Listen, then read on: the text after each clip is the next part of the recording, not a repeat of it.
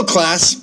Welcome to a massive overview on the trouble with education today. And I think it's relevant because this is the root of the problem. These teachers, these spoiled brat, unionized teachers who think they're irreplaceable and subsequently irrevocably wonderful, has made for some neo-Marxist brats who keep telling us how much the Western world sucks, how much white people sucks, how much Canada, America, and Britain suck, and how we're responsible for this whole horrible thing called white supremacy. White supremacy here in the real world never comes up, but in school, it's the backbone of all education. And I think this mess started, it was always bad, but in the 90s, and then it sort of died in the early 2000s, but in 2005, Larry Summers was fired for indicating that it's possible that maybe women don't have a predilection for STEM, and it started snowballing after that with trigger warnings and microaggressions and all this bullshit. Now we have Jordan, like the better the professor is, the more they're pilloried. We have Jordan Peterson on the chopping block for refusing to use dumb pronouns, or Janice Fiamengo is also going through all these what do you call them, tribunals, where she ends up having to pay a fine or something because she's violated the Marxist orthodoxy. And I think it's actually good news in a way, because the biggest problem with having kids, the only real cost was always college. Now that they've made college totally and utterly useless, then it's cheap to have kids. Don't send your kids to school. Now, it's not just college I want to talk about today. This goes down to K through 5 as an issue. But just to avoid the allegation of this being anecdotal evidence, I'm going to give you 20 examples of Western education, mostly American here. I'd say it's 95% American. 20 examples of the insanity that's going on in school, the insane leftist brainwashing. And the reason I got this list together, I started telling my viewers to send me screen grabs of their classrooms, of their bulletin boards, of their classes, and put education in the subject, and I'll compile them all. So here's my 20 favorite ones. Not all of them were submitted, but let's start with this one that doesn't have a link. A friend of mine in the burbs, she has to send her kid for an ADHD evaluation, and this is becoming very popular now with kids. They get bad marks for being rambunctious. One of the reasons young girls now have better grades than young boys is they're being academically penalized for being boys, for bouncing off the walls, as boys are wont to do. So they go to this ADHD psychiatrist, and if he can diagnose them with ADHD, they won't be penalized. So they'll go on Ritalin or something. So we have these kids avoiding losing marks by taking medication, and they can just sit in class like zombies. Boys sit there like zombies, like a Pink Floyd video. Education for K through 5 has become a heavy metal apocalyptic video about brainwashing.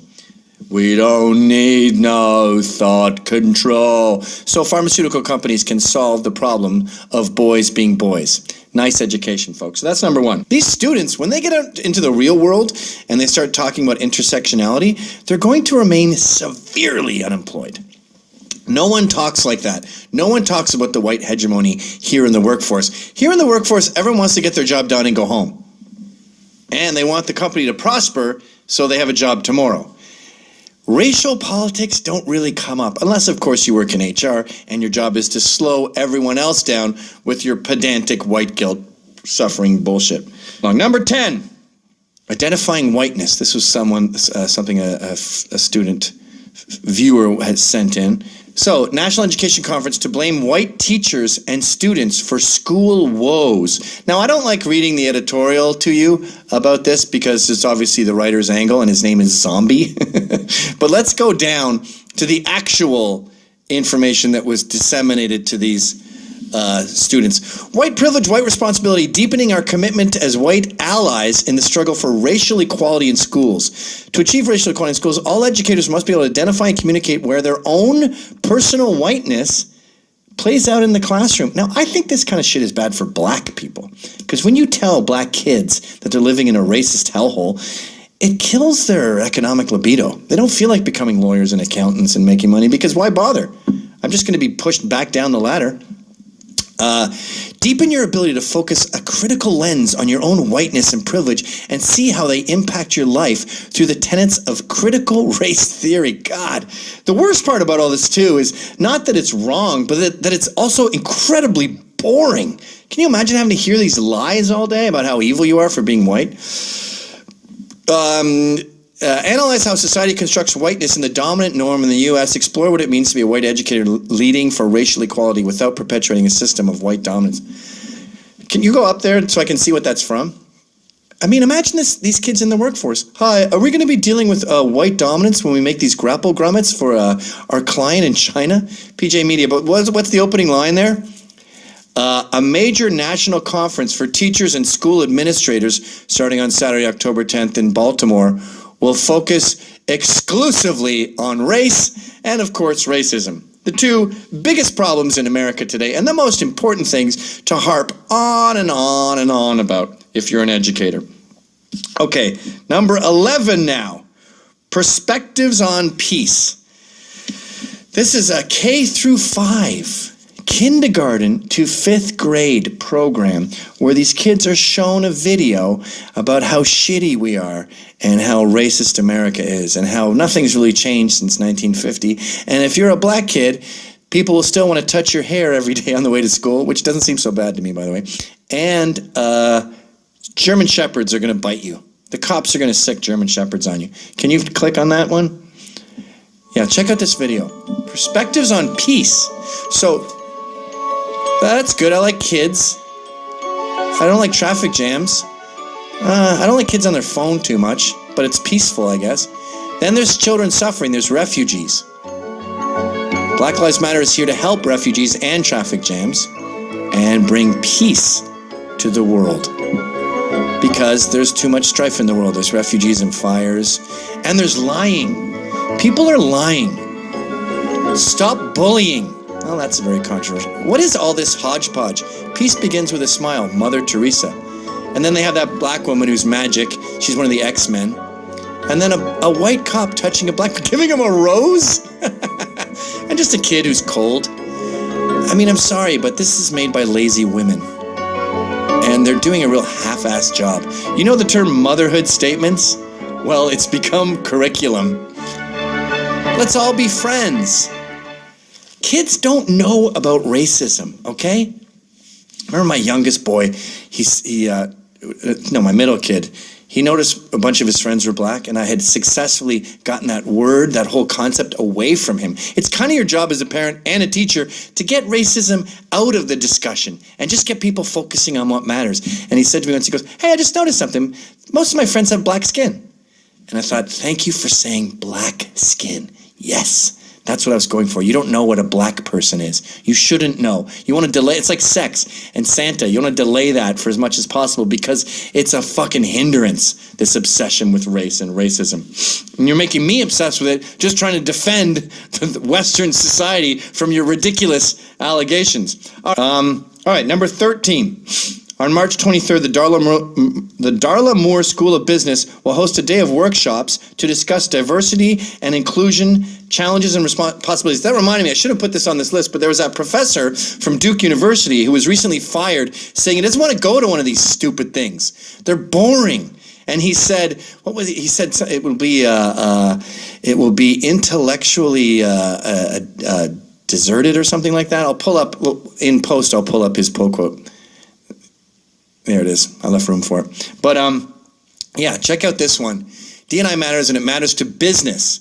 So we're going to do a seminar on LGBTQ 101. We're going to learn about queers in class because it's important for business. It actually is if you want to get a bunch of fake money, a bunch of free grant crap.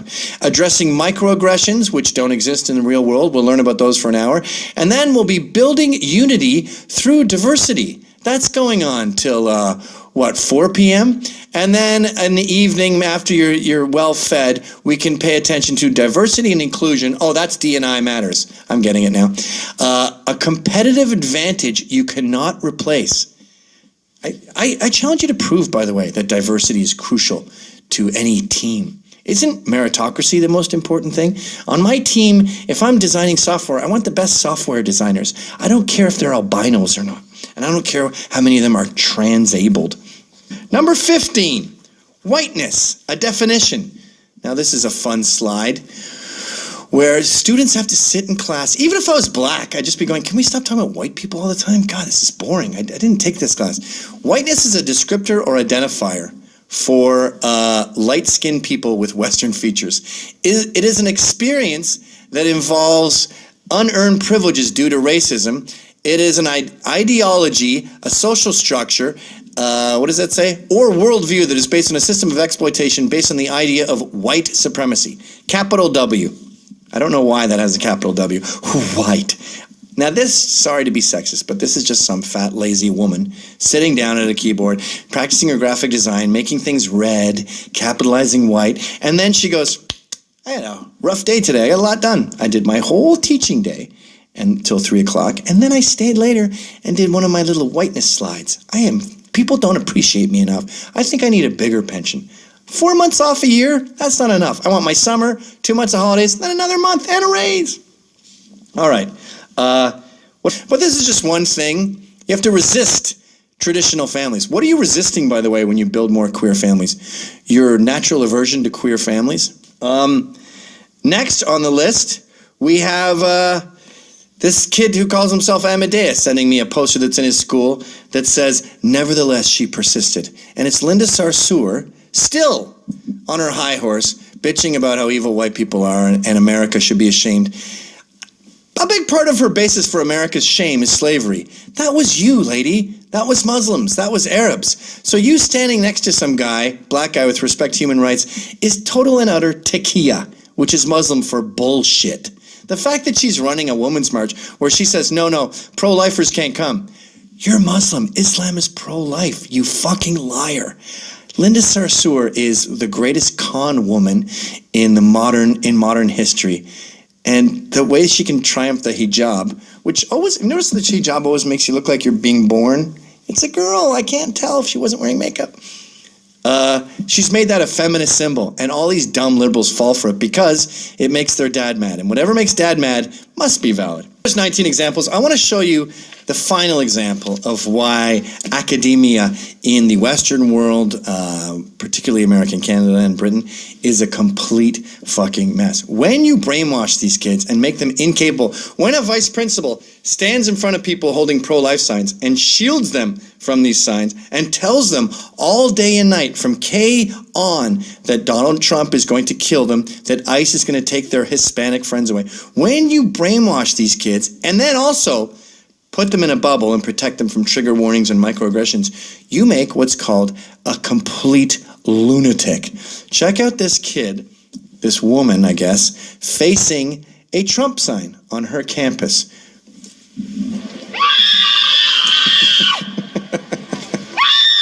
She's not even mad, by the way. This is how they talk. This is her saying, I disagree. And she's using the tools that she learned in education.